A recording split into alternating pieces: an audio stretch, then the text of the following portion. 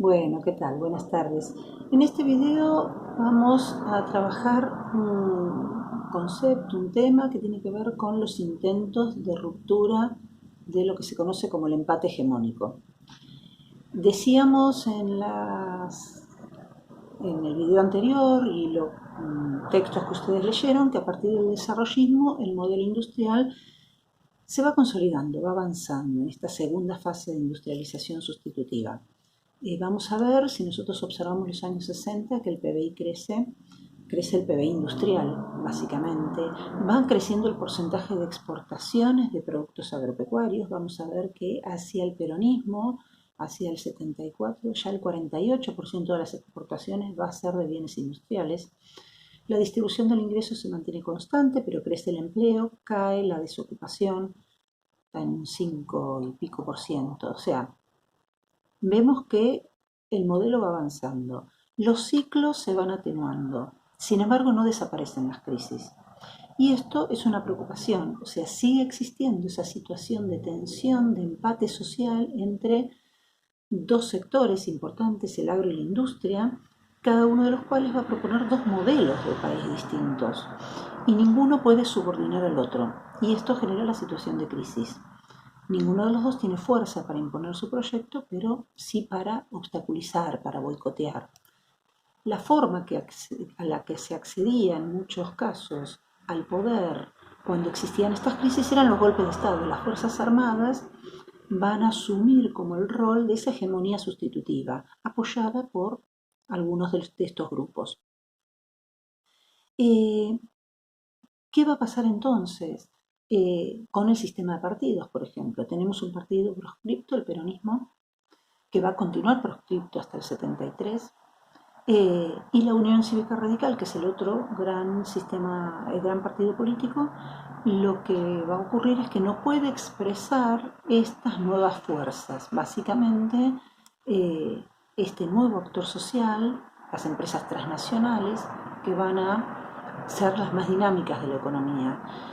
Bueno, no logra sintetizar una representación, ni Frondizi ni luego Ilia. Portantino va a decir entonces que van a existir dos intentos de romper esta situación, de terminar esta situación, digamos, por arriba, es decir, a través del Estado. Una de ellas, la primera, va a ser con el golpe de 1966, el golpe de Onganía.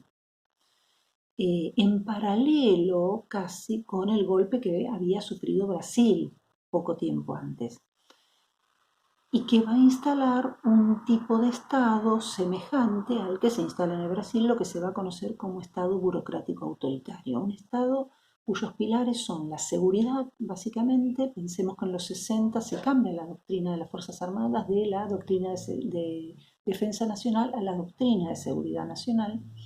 El enemigo es interno, hay que vigilar ese enemigo interno, entonces se ponen en marcha todos los mecanismos para esa dominación. Cosas que vienen ocurriendo ya por la política de Estados Unidos después de la Revolución Cubana, el plan Conintes que había establecido Frondizi, bueno, etc. Y llevar adelante el desarrollo. Pensemos también, esto tiene que ver con una política regional. Si los países más grandes de la región se desarrollan, sus clases trabajadoras no se volcarían hacia el comunismo. Entonces, Onganía va a poner en marcha este golpe de Estado en 1966.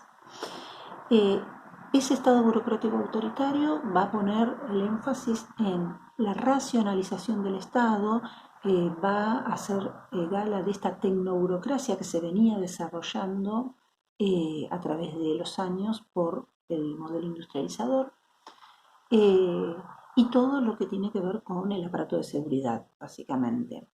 Yo después les voy a mandar un cuadro, adjunto con un cuadro para que lo vean un poquito más claro, para no llevar tanto tiempo ahora. ¿Cuál es el modelo económico que va a intentar Onganía? Es, con su ministro Adalbert Krieger Bacena, va a llevar adelante un modelo orientado a construir hegemonía a favor de la gran burguesía industrial. ¿Cómo va a ser esto? Bueno, básicamente Krieger Bacena va a llevar adelante una devaluación que se produce antes que llegue la crisis, o sea, el golpe se produce no cuando el gobierno de Ilia está en crisis, sino antes, con un gobierno saneado, porque incluso había resuelto el tema de la deuda, es decir, que estaban en óptimas condiciones. Establece una devaluación, pero esa devaluación no se traslada a los precios del agro. ¿Por qué? Porque aplica por primera vez retenciones. Las retenciones son un impuesto que se cobra a los exportadores. Obviamente los exportadores le compran a los productores, entonces al precio que a ellos les pagan en forma interna. ¿Para qué sirven las retenciones? Básicamente para dos cosas.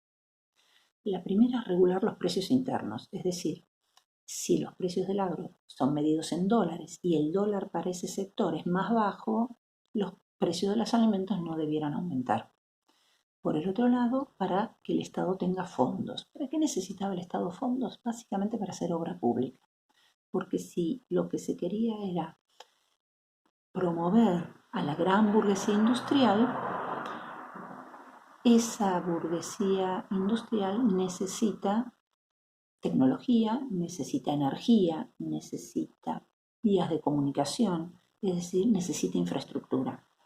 Básicamente entonces se va a establecer la infraestructura a través de estos recursos que obtiene el Estado. Y ahí se van a hacer obras como obras hidroeléctricas, se avanza con la energía atómica, se hacen puentes, caminos, etc. Se asfaltan rutas nacionales, todo aquello que permite al capital avanzar. Por el otro lado, también se utiliza para planes de vivienda, por ejemplo, y obra pública para el común de la población, electrificación rural, es decir, que también esto va a beneficiar a los sectores agropecuarios.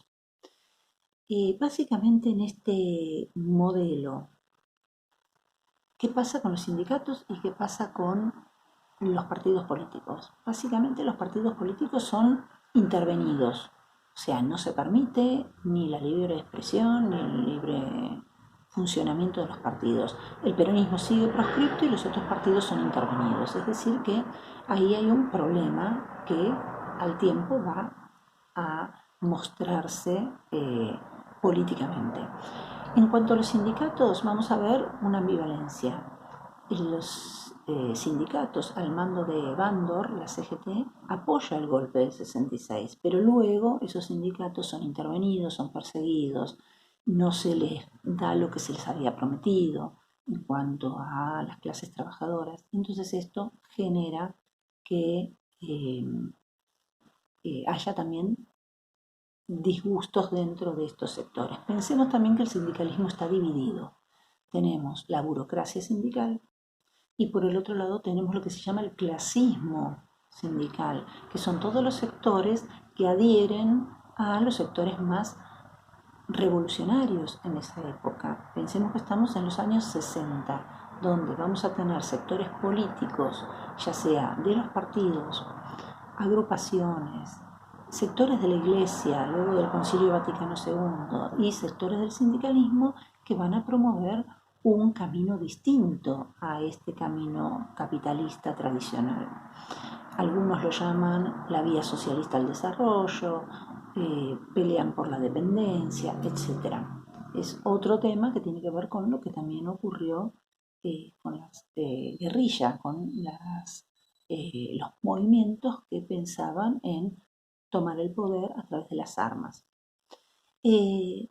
¿Cuáles van a ser los beneficiados de este modelo? Básicamente, la gran burguesía urbana, las grandes empresas, tanto nacionales, pero sobre todo las transnacionales, las empresas transnacionales. ¿Quiénes se van a ver perjudicados? El agro, porque no va a tener el fruto de las retenciones. Sectores populares y pymes, si bien es un desarrollo industrial, es un desarrollo pensado en la gran empresa. Entonces, no, el punto está puesto en que esas grandes empresas se desarrollen, son empresas monopólicas u oligopólicas, van concentrando mercado y esto va perjudicando a las pymes y los sectores trabajadores van a estar según los sectores a los que pertenezcan, van a estar más o menos beneficiados. Pero en general hay una situación política que va a estallar básicamente con el cordobazo. Hay varios movimientos, el rosariazo, el viborazo, hasta llegar al cordobazo, donde estudiantes y trabajadores se enfrentan. Curioso, y una nota que vamos a ver en la próxima, es que esos sectores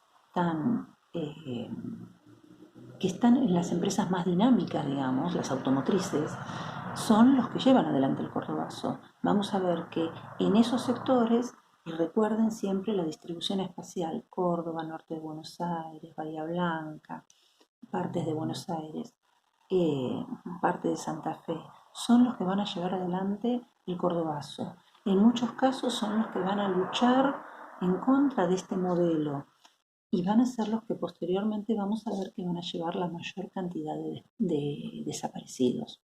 Así que eso lo vamos a ver en la próxima clase.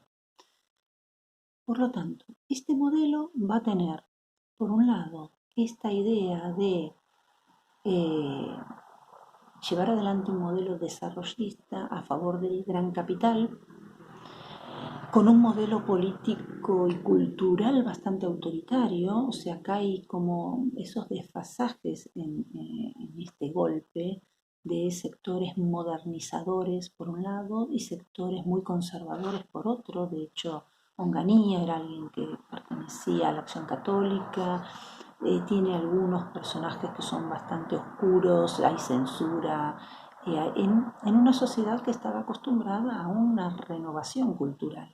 Entonces esto también va a hacer ruido. Lo que dicen los autores es, básicamente, el modelo económico no fracasó en sí mismo, si bien se llega a una crisis de balanza de pagos nuevamente, sino que el fracaso fue sobre todo político. Y esto va a llevar a que Krieger Bárcena renuncie y finalmente renunció Onganía. Luego de Onganía van a venir Levingston y Lanusse ya con un modelo mucho más orientado a volver a los sectores populares y al capital nacional como otros. Para que el video no se haga tan largo, acá voy a cortar esta parte y voy a armar otro video solamente con el segundo intento de ruptura del empate. Así podemos explicarlo un poquito mejor. Así que bueno, ahora voy a armar el otro video.